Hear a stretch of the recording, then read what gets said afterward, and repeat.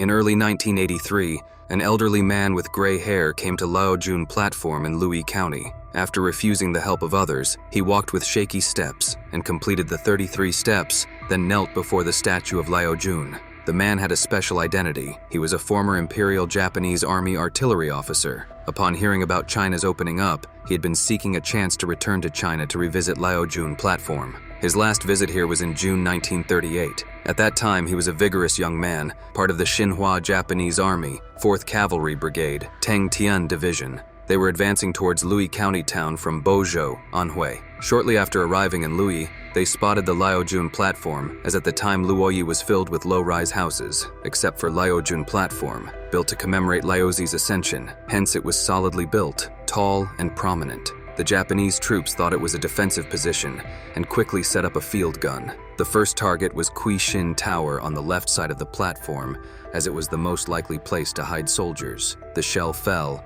and Quishin Tower collapsed with a crash. This shell was fired by Taichiro Ume. As the smoke lingered, he turned the gun barrel. This time, he aimed at Laojun Platform, but after the shell fell, there was no explosion. Taichiro Ume did not hear any explosion and looked at Laojun Platform in amazement. "It's Mijadan."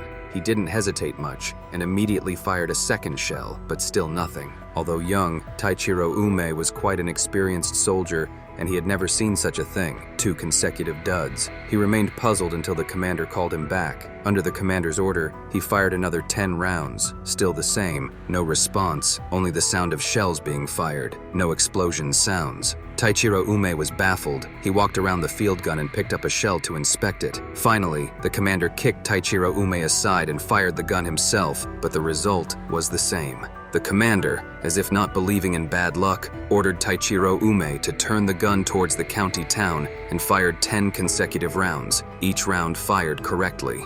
This scene made the Japanese soldiers extremely perplexed and uneasy. Eventually, they withdrew from Loyi County and found that it was nearly deserted. The locals had already evacuated. After confirming there were no ambushes, they finally approached Laojun Platform to investigate why the shells didn't explode. Many among the Japanese troops knew Chinese. Although Laojun was not their belief, they had read Laozi's books and knew of him. So upon seeing this place was related to Laojun's ascension, they exclaimed in awe of the miracle and withdrew 2 years later. The refugees gradually returned to Louis County and soon noticed the unexploded shells still on the platform. Eventually, Chairman Zhao Wan, Chung, and several students came to the platform, cleared the area, and found 12 shells located in the eastern and rear walls and on a tree. 2 of the shells had penetrated the wall, but the 13th shell was not found.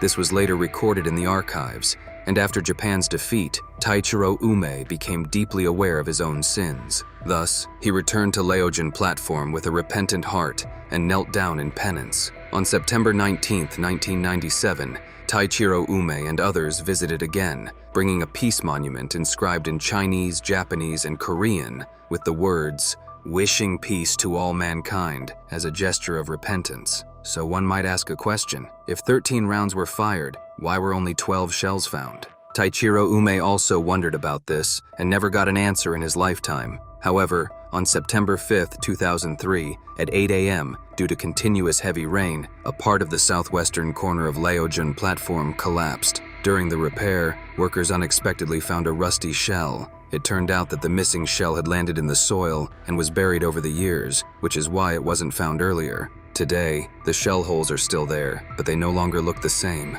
Years of exposure to the elements and erosion by time have greatly enlarged the holes,